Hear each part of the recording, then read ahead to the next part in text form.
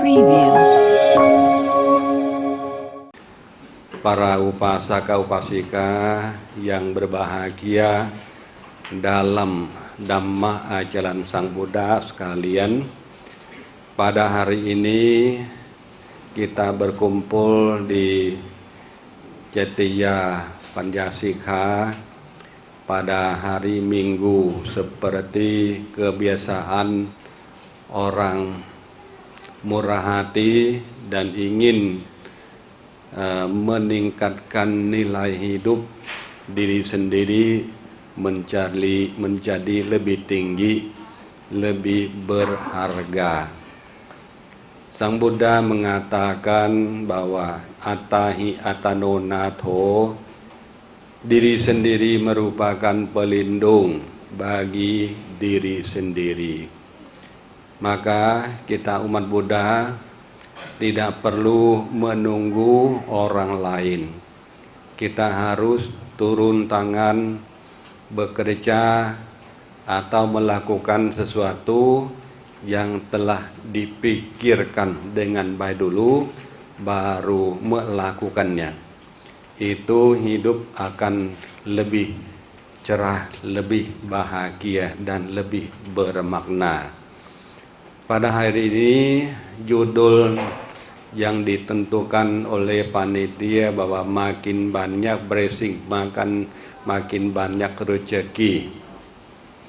Memang hidup kita ini kita ingin mendapatkan kesempurnaan. Semua orang yang duduk di sini maupun di tempat lain ingin hidup bahagia. Tidak ada seorang pun yang tidak mau berbahagia.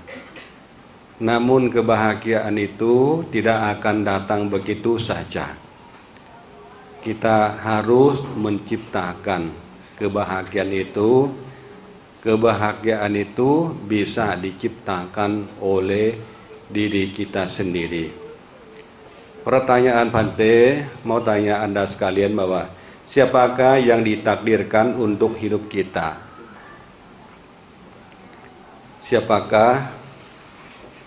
Siapa yang ditakdirkan untuk hidup kita? Dalam agama Buddha, kita ditakdirkan oleh perbuatan kita sendiri. Tidak tergantung dengan brahmana, dewa, atau orang lain. Ditakdirkan oleh hukum kamma. Maka hukum kamma masa sekarang yang kita menerima kenyataan bagaimana kondisinya, kita harus menerima dengan lapang dada bahwa aku ini hidup aku tergantung dengan karma atau perbuatan masa lampau, masa lalu dicampurkan dengan perbuatan atau karma masa sekarang. Maka pemikiran demikian akan membuat kita hidup tidak tergantung dengan dewa, tidak tergantung dengan brahmana, atau dewa di langit, di laut, di pohon, di tanah, di mana-mana yang kita sering memohon bantuan dari mereka. Maka Bapak Ibu sekalian, hidup kita ini ditentukan oleh Sang Buddha yang ingin kita harus bisa bangun diri sendiri. Jangan menunggu orang lain. Jangan menunggu akan dibantu oleh nasib. Nasib semuanya tergantung dengan apa yang kita lakukan. Maka kita harus berubah pemikiran. Kalau pikiran kita berubah, hidup kita juga ikut berubah. Ya, menggantikan atau mengubahkan pikiran, hidup kita akan berubah. Maka dari sekarang kita harus berubah, hidup kita menjadi lebih baik. Kita harus mengatasi masalah, semua masalah dalam hidup ini banyak yang kita harus diatasi. Maka kita harus bisa menyelesaikan masalah hidup kita oleh kita sendiri. Jangan menunggu orang lain. Ada cerita sedikit bahwa pada suatu hari di sebuah hutan. Di hutan itu ada sebuah sungai agak besar. Seperti sungai kalau di Sumatera, sungai Batang itu ya. Ada sebuah sungai. Ada seorang lelaki mau menyeberang sungai. Dia datang untuk menunggu perahu yang akan lewat di sungai itu. Dia datang di pinggir sungai. Tidak lama ada seorang teman datang lagi. Dia mau menyeberang sungai juga. Maka dia tanya orang yang baru datang, "Pak, mau ikut menyeberang sungai di sana juga?" "Ya, saya mau menyeberang ke sana." Jadi orang pertama dapat teman satu lagi. Tidak lama ada seorang pertapa datang lagi. "Oh, Pandai datang mau menyeberang sungai. Pandai, apakah mau menyeberang sungai?" "Mau." "Oh, kalau begitu kita tunggu lagi. Tunggu sebentar. Kiranya tidak lama akan ada perahu datang. Kita akan mendapat kesempatan menyeberang sungai." Ternyata menunggu perahu, waktu yang terlewat, sungai mengalir dari pagi sampai siang, dari siang sampai lewat siang. Penumpang yang menunggu dengan tanpa tujuan itu menanyakan, "Apakah kita harus kembali saja karena sudah lama tidak ada perahu yang lewat?" Orang pertama menyampaikan perasaannya sama kawan. Yang kedua, orang kedua bilang, "Ya, kita tunggu sebentar lagi. Saya masih ada harapan akan ada perahu datang." "Lalu suhu bagaimana, Pandai, yang ikut mau menyeberang?" "Oh, baik, para umat. Kita tunggu lagi aja." Tunggu sampai waktu lewat siang. Ternyata perahu tidak datang. Yang datang hanya kayu yang terapung di atas sungai, atas air datang. Ya, 1 batang, 2 batang lewat. Orang pertama bilang, "Oh, Pak, kalau begitu perahu tidak datang. Lebih baik yang datang hanya sebatang kayu, ada yang besar, ada yang kecil. Lebih baik kita simpan dulu, bagaimana?" "Baik." Akhirnya orang pertama menarik kayu yang terapung melalui sungai ke atas tanah. Satu persatu, lama-kelamaan beberapa jam banyak batangnya. Akhirnya taruh di atas tanah di pinggir sungai sampai sore. Ya, bagaimana suhu, Pandai? Yang kita tunggu sudah setengah hari, perahu tidak datang. Apakah kita harus tunggu? Ya, suhu bilang, waktu yang terlewat itu sangat sayang. Maka kita jangan menunggu sesuatu yang tidak ada tujuan. Kita harus membuat sesuatu supaya kita bisa menyeberang. Mari kita bersama-sama pergi ke bagian belakang tempat kita ini, banyak bambu. Kita bikin rakit. Ya. Tidak usah tunggu perahu. Mereka bersepakat masuk ke hutan, potong kayu, bikin rakit sampai bisa menyeberang sungai. Maka ini cerita ini Bapak Ibu sekalian, barangkali hidup kita ini tidak perlu menunggu, akan dibantu oleh sesuatu yang kita mengharapkan. Barangkali tunggu lama, barangkali tidak ada kepastian. Tetapi walaupun tidak ada perahu datang, orang bijaksana masih dapat kayu dari sungai itu. tentang kayu ini di sebuah sungai di Thailand ya, antara Thailand dan Laos. Ada sebuah sungai namanya Sungai Mekong.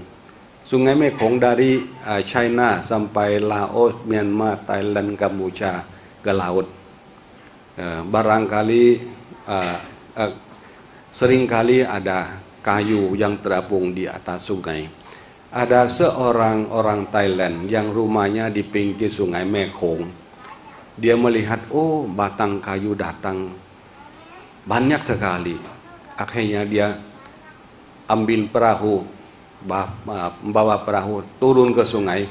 Dia ambil kayu, pakai tali dan pakai paku palu. Lalu kalau ketemu dengan kayu batang besar panjang, dia kasih paku dan dipatokkan dengan palu, tarik ke tebing-tebingnya. Satu hari dapat banyak kayu. Lalu dia tarik ke atas tanah, bisa bikin papan, bisa dijual, bisa dibikin kayu bakar. Sekarang menjadi usaha karena orang yang bijaksana menganggap bahwa itu menjadi manfaat, yang bermanfaat kita bisa pikirkan. Maka tentang cerita ini juga kita tidak usah menunggu bahwa siapa yang akan menunggu kita. Kita harus melakukan kebajikan. Kebajikan yang kita lakukan itu, Bapak Ibu sekalian, biasanya kita doa, membacakan parita. Parita itu sangat baik, karena parita yang kita bacakan itu artinya untuk memuji kepada Sang Buddha, kepada Dhamma, kepada Sangha, dan juga sebagai ajaran yang memberikan keterangan kepada hidup kita. Maka makin banyak baca parita, makin membuat pikiran kita lebih tenang lagi. Maka Bapak Ibu sekalian datang ke wihara untuk menenangkan batin, membacakan parita itu sangat baik. Di sebuah wihara di Thailand, banyak bhikkhu yang tinggal di provinsi Lei. Di situ ketua wihara suka baca parita. Parita di buku parita suci ini dibacakan hampir semuanya. Paling sedikit kalau tidak banyak waktu kan 4 jam. 4 jam per hari. Tiap malam. Ternyata di wihara itu sangat disukai sama murid dari luar negeri. Di wihara itu di provinsi Lei, lewat dari Udon Thani ke bagian utara, murid yang dari Eropa, dari bule itu 8 orang. Mereka baca semua dalam bahasa Palinya dan artinya. Itu membuat mereka sangat senang untuk menghilangkan ngantuk dan juga mendapatkan artinya dari isi dalam parita sucinya. Maka Bapak Ibu sekalian, parita yang kita bacakan itu sangat bermanfaat bagi kita untuk mengurangi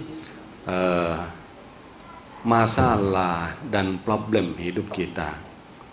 Beberapa orang yang hidup susah, hidup banyak problem, jangan lupa ajaran Sang Buddha untuk baca parita.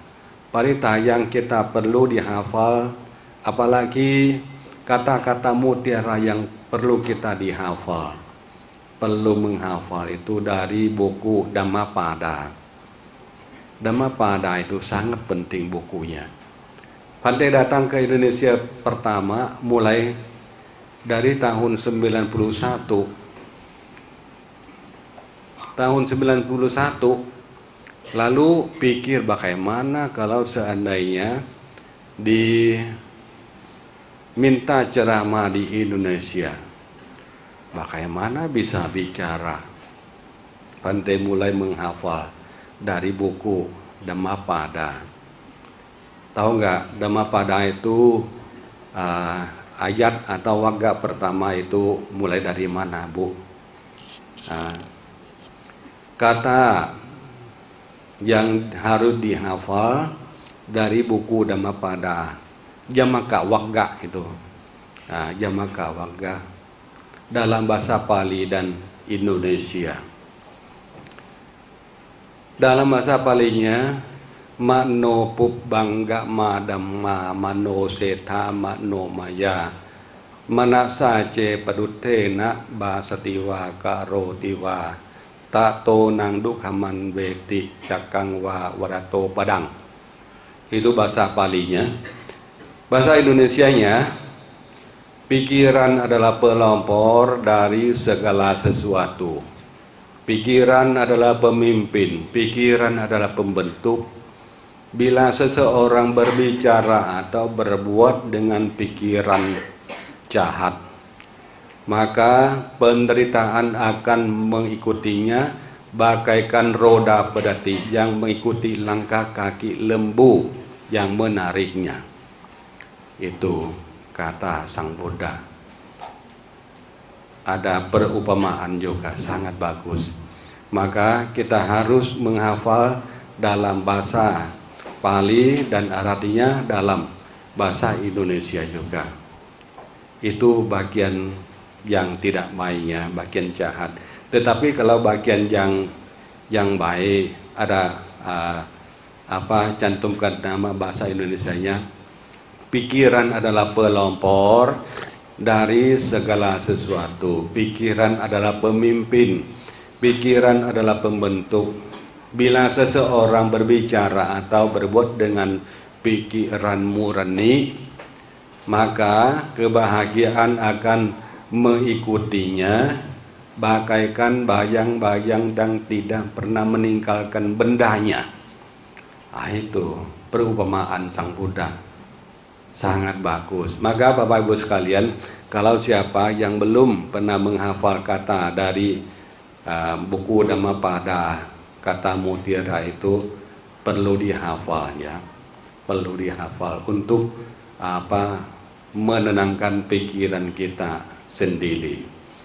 Barangkali bisa menyenyukkan pikiran kita juga apabila kita perasaannya tidak enak.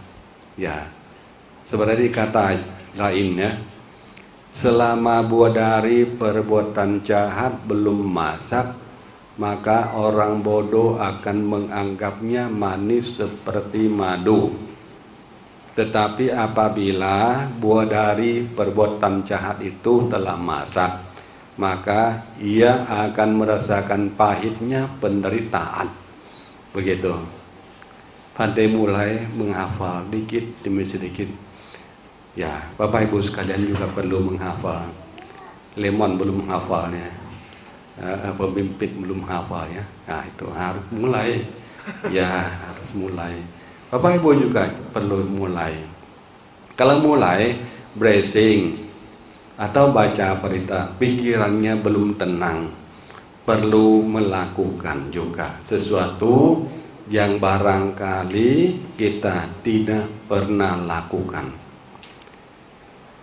Masa sekarang ini banyak umat Buddha kita ada keluhan dalam hidupnya bahwa barangkali aku ini karma buruk sangat banyak, bekerja apa saja tidak maju seperti mereka yang maju.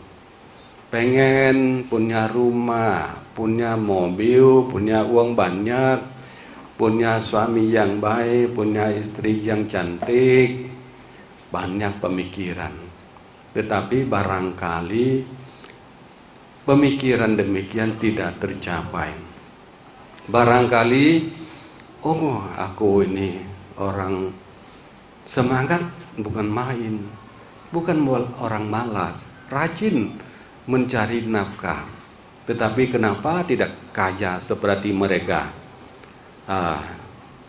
Kalau melihat bosnya, bos cepat kaya sekali, kerja juga enteng. Aku sebagai anak buah, capek setengah mati, pagi-pagi harus keluar dari rumah, sampai di kantor kerja. Kalau melihat bosnya kerja cuma sebentar, kadang-kadang tidak datang, tapi uangnya banyak. Kenapa aku begini? Berapa tahun begini aja? Lebih baik aku mau jadi bos saja begitu. Pamit dari bosnya. Pada suatu hari pergi, aku mau mundurkan diri.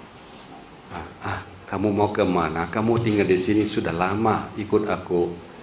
Saya mau jadi bos, mau buka usaha sendiri. Saya mau punya uang banyak. Kalau begitu, kalau kamu mau uang banyak, aku kasih tambah gaji kamu saja. Terima kasih Pak, tidak mau. Saya mau jadi bos. Mau jadi bos, mundurkan diri. Kalau nggak bisa tahan, ya nggak apa-apa. Saya juga nggak bisa tahan untuk kamu. Begini aja, saya tambah modal sedikit buat kamu. Tambah uang beberapa bulan dari gajinya.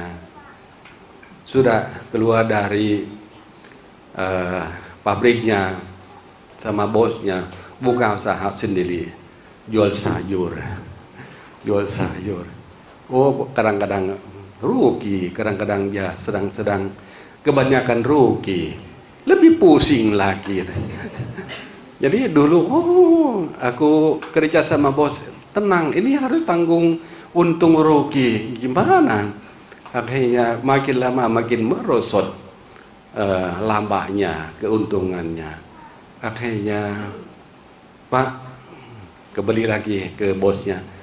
Saya gimana nih? Saya mau jadi bos seperti Bapak, tapi ternyata dagang rugi terus Pak. Gimana?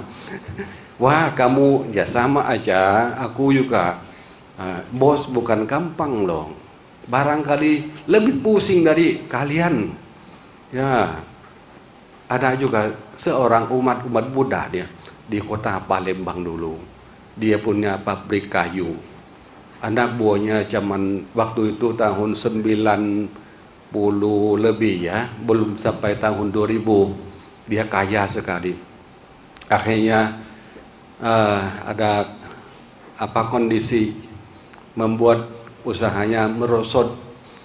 Akhirnya dia bilang, "Pandai Wong Sin, bagaimana saya bisa menenangkan batin? Gimana Pak? Saya punya pabrik kayu di Palembang. Anak buah saya lebih dari 1000 orang. Biaya setiap bulan lebih dari 3 M. Sekarang sering ditangkap sama polisi. Kayu jadi pusing. Gimana?" Pandai baru tahu, sebenarnya jadi bos bukan bahagia, tambah pusing lagi. Maka Bapak Ibu sekalian jangan mau jadi pusing ya. Jangan mau jadi bosnya, anak buah saja. Tetapi kalau seandainya barangkali hidup kita ini ada naik, ada turun, seperti bos semuanya. Tidak ada bos yang sukses semuanya. Ada yang jatuh, ada yang bangun. Maka siapa yang mau jadi bos, ya bisa juga. Supaya bisa cari. Pandai punya anak asuh. Anak asuh Pandai di Vipassana Keraha ada puluhan orang. Di sekolah Dharma Widya juga ada puluhan orang. Di sekolah Nalanda juga ada hampir 10 sekarang. Pandai bilang, kalian kalau sudah lulus sarjana S1 jurusan guru, gajinya berapa? Siapa tahu gaji guru berapa? 2,5 juta atau 3 juta. 3 juta, paling lama 3 juta ya. Paling tinggi 3 juta. Pandai bilang, kalian coba pikirlah, jangan mau jadi pakai seragam guru atau pegawai negeri saja. Coba ada pertimbangkan. Lalu Pandai pernah tanya sama orang yang jualan mie baso. Mie baso di depan Buddha Meta tuh. Pak, jual mie baso itu satu hari dapat uang berapa? Ini berapa? Satu mangkok berapa? 12.000 katanya. 12.000. Satu hari bisa jual berapa? Wah, kalau ada rezeki pantai 50 katanya. Kalau ada lebih ya hampir 100. Oh, 100 mangkok. Bisa. Ya rata-rata. Kalau rata-rata berapa? 50. Ya. Lemon. Kalau bisa jual 50 mangkok, satu mangkok 12.000, jadi uang berapa? Hah? 600. 600.000 per hari. Kalau jual 50 mangkok ya. Kalau potong modal separuhnya sisa berapa? 300 ya. 300 kalau jual sebulan dapat uang berapa? 9 juta. Wah, lebih baik jadi jual mie baso saja. Daripada jadi kuru ya. Kuru 3 juta. Oh. Lebih baik jual sendiri. Mau jual sendiri. Hujan mau berhenti juga. Berhenti. Tidak ada bos, tidak ada anak buahnya. Nah, maka lebih baik menciptakan hidup oleh diri sendiri. Ya, siapa yang mau jual bakso silahkan coba ya. Kalau rugi jangan menyalahkan pantai. Sebenarnya jual bakso enak juga. Mau makan kapan saja, tidak usah pergi jauh-jauh. Punya sendiri, jangan. Tapi jangan makan gorengan. Orang makan gorengan banyak itu cepat tua. Itu kata orang ilmuwan bilang gitu. Ya, kesehatan mereka bilang. Kalau siapa yang suka makan gorengan itu banyak lemak-lemak, banyak minyaknya, cepat tua. Dan tiba-tiba kanker datang. Maka Bapak Ibu sekalian, hidup kita tergantung dengan kita sendiri. Kalau seandainya sudah doa, sudah baca parita, tapi belum maju, bagaimana ini? Mau pinjam uang, siapa yang mau kasih? Kalau pinjam, ya nggak beda. Tidak seperti waktu kita masih remaja loh. Kalau waktu remaja mau pinjam pak, kakak, adik masih bisa.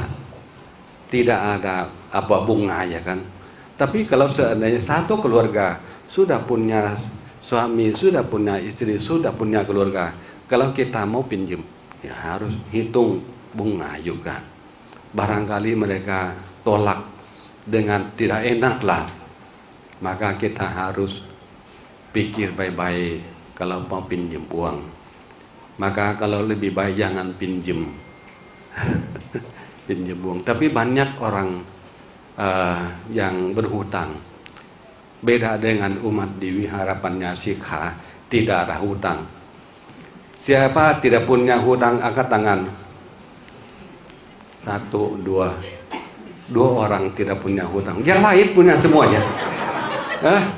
Punya hutang semua dia. Waduh, pinjam uang semua ini. Jadi pusing ya. Pusing setiap bulan harus cari uang banyak. Caranya Bapak Ibu sekalian, seandainya hidup kita tidak maju. Kalau di Thailand ya, ada cara untuk mempraktikkan bahwa aku ini buka usaha, istri 1, anak 2, yang 3 mau keluar lagi, rugi setiap hari. Bagaimana? Ya, pergi ke wihara juga pantai. Ya, tidak punya uang untuk dikasih pinjam. Barang paling untung ke konsultasi. Ya, seperti pantai bisa konsultasi, tapi tidak boleh pinjam uang karena tidak punya. Maka Bapak Ibu sekalian, barangkali dari karma buruk kita sendiri ya. Belakangan ini di Thailand ada cara prakteknya. Praktek barangkali hidup kita ini karma buruk terlalu banyak yang telah dilakukan terhadap ayah dan ibu kita sendiri. Maka Bapak Ibu sekalian, kalau seandainya hidup Anda tidak maju, barangkali itu dari hutang atau karma buruk yang kita lakukan terhadap ayah dan ibu, kakek nenek kita sendiri. Maka cara yang dipraktikkan di Thailand itu pada waktu mereka yang ingin hidup maju, mengatasi masalah hidup supaya hidup lebih baik, mereka bilang harus meminta maaf kepada ayah dan ibu. Hal ini siapa yang akan yakin akan percaya atau tidak percaya terserah. Tetapi seandainya hidup Anda tidak maju, banyak rintangan hidup, tapi mereka yang dilakukan di Thailand, mereka sudah lakukan hidup lebih baik. Caranya bagaimana? Caranya harus membawa persembahan seperti bunga dan ember dan air putih yang dimasukkan di ember, dibawa memohon, Bapak atau Ibu, saya mau melakukan kebajikan karena Bante yang di wihara bilang kalau nasib buruk tidak maju dalam hidup, mereka bilang lebih baik coba minta maaf kepada Bapak dan Ibu. Barangkali saya ada kesalahan yang telah melakukan terhadap Bapak dan Ibu. Saya mau minta mohon maaf atas kesalahan yang saya pernah lakukan. Kata Bante yang di wihara bilang hidup akan lebih baik, apalagi akan membebaskan karma buruk yang pernah diperbuatnya. Cara bagaimana? Cara hari apa saja yang kita mau lakukan? Ya, terhadap ayah dan ibu kita. Bawa air putih setengah ember yang sedang bisa diangkat. Ya, namaskara satu kali ke ibu dulu atau ke bapaknya dulu. Pak atau ibu, saya mau minta maaf atas kesalahan yang saya lakukan terhadap ayah dan ibu. Barangkali kata-kata yang tidak enak yang saya pernah bicarakan sama Bapak Ibu mohon dimaafkan, atau perbuatan apapun yang tidak baik saya mohon dimaafkan supaya masa depan lebih maju. Lalu setelah membicarakan tersebut, bermaskara di kakinya, lalu angkat kakinya masuk ke ember, cuci kakinya, memohon minta maaf. Nah, itu setelah itu ayah ibu dengan meta cinta kasih terhadap anak dan cucu semuanya kasih blessing. Ya anakku, apabila ada kesalahan apa, aku ya mengangkat kesalahan, memberikan maaf kan kepada kamu supaya kamu masa depan lebih maju. Nah, itu ayah ibu yang kasih blessing dan mendoakan. Ternyata hidupnya maju lebih bagus. Siapa yang pernah bicara yang kurang baik sama ayah ibu, kita harus lakukan ya. Lakukan kebajikan, minta maaf. Kita minta maaf sama orang lain masih bisa. Telepon juga, maaf ya. Tapi ayah ibu kita sendiri tidak pernah minta maaf. Sang pemberi hidup kita tidak pernah bersujud, tetapi bersujud di wihara, di tempat mana yang ada para bhikkhu atau orang lain, bahkan orang yang bukan saudara kita, kita mau bersujud di hadapan mereka. Tetapi sama ayah ibu kita sendiri tidak mau bersujud, itu salah. Jangan melewatkan arahan tak yang di rumahnya. Kita anggapnya ayah, ibu, kakek, nenek, dianggap bahwa itu sama dengan arahan tak, orang suci. Kalau orang suci di rumah dihargai, dihormat, pasti kita maju. Ya, jangan mencari arahat di hutan. Di hutan mana? Jauh. Biayanya berapa? Barangkali cari sampai di Thailand. Berapa banyak pesawat yang dibayar. Tapi arahat di rumah, belum pernah dikasih makanan. Barangkali dicaci maki, ibu begini dong, kelewet. Caci maki ibunya. Sedangkan ibu mengajar, bukan celewet ya kan Bu. Siapa punya anak tahu. Anak melawan, ibu celewet. Papa kasar dong. Barangkali ibu tidak adil. Ya itu. Jangan sama sekali bilang ibu, ayah tidak adil. Nanti di kemudian hari kamu akan mendapatkan keadaan yang tidak adil. Ya. Kalau siapa pernah mengatakan demikian, harus cepat minta maaf sama ayah ibunya supaya hidup menjadi lebih baik. Ya. Ini yang dilakukan di Thailand. Siapa yang belum pernah, saya mengajak Anda lakukan. Mencuci kaki ibu. Coba kalian waktu menjadi anak bayi itu dimandi, dicuci kaki, caci muka berapa kali? Tidak dihitung. Bahkan berak, kencing juga semua sama ibunya. Kalau sudah besar lupa diri. Lupa diri. Ayah ibu merawat kita. Ya, kita semua ini tidur di rumah dalam perut ibu berapa bulan? 9 bulan. Ya, 9 bulan sebelum dilahirkan menjadi manusia. Seandainya sewa perut 1 bulan 3 juta. Bayar berapa? 20. Sudah pernah kasih belum ke ibunya? Kalian tidur di dalam perut ibu 9 bulan. 1 bulan seadanya ibu ada tarif 3 juta. Sudah pernah kasih belum? Itu belum. Harus pikir. Dapat uang banyak, ya dari kajinya, dari usahanya, cobalah kembalikan ke ibu.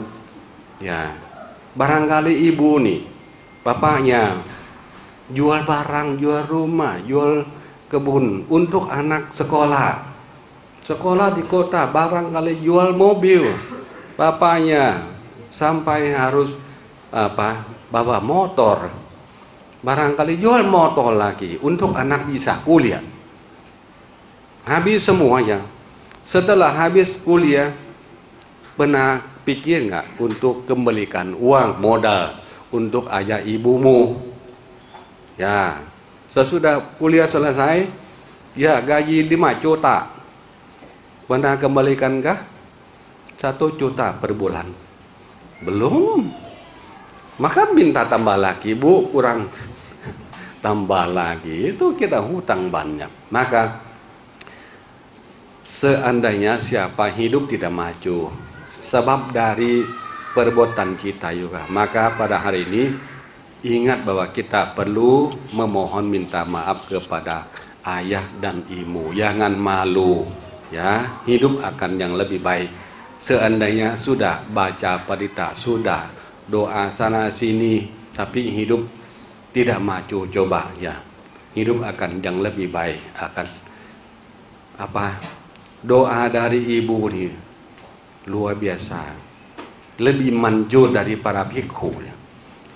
Maka di banyak mobilnya doa ibu, ya kan? Doa, ya betul nggak? Doa ibu, bukan doa dari istri, bukan ya? Doa ibu, warisan papa barangkali itu betul. Maka kita jangan lupa ayah ibunya. Setelah itu caranya selain meminta maaf kepada ayah ibu, yang lainnya melepaskan binatang, ya, yang barangkali kita menyusahkan mereka. Yang ketiga, menambah minyak di pelita, itu. Setelah itu kita memohon minta maaf kepada musuh masa lampau. Hidup kita barangkali lahir di dunia ini berapa kali kita berbuat sesuatu yang tidak baik, maka musuh masa lampau yang kita tidak pernah ingat pernah melakukan apa sama siapa-siapa, sama mereka kapan belum tahu, tapi mereka masih mengejar, menghancurkan hidup kita. Maka kita harus melimpahkan jasa kepada mereka juga. Itu hidup kita akan lebih baik. Maka pada siang hari ini, hidup kita, Bapak Ibu sekalian, terkandungan dengan perbuatan kita. Masalahnya banyak, hidup masing-masing. Tetapi saya mohon kepada Anda sekalian, menganggaplah masalah itu seperti sebutir pasir. Masalah hidup kalian dianggap seperti sebutir pasir.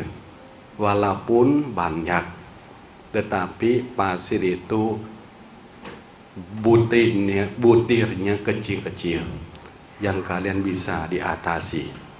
Maka jangan takut masalah. Otak kita untuk mengatasi masalah. Ya, yang penting kita mendoakan untuk masa depan lebih cerah lagi.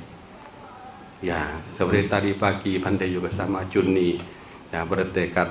Sebenarnya Bante sedang bangun gedung di Pedok Hentewin di Borobudur.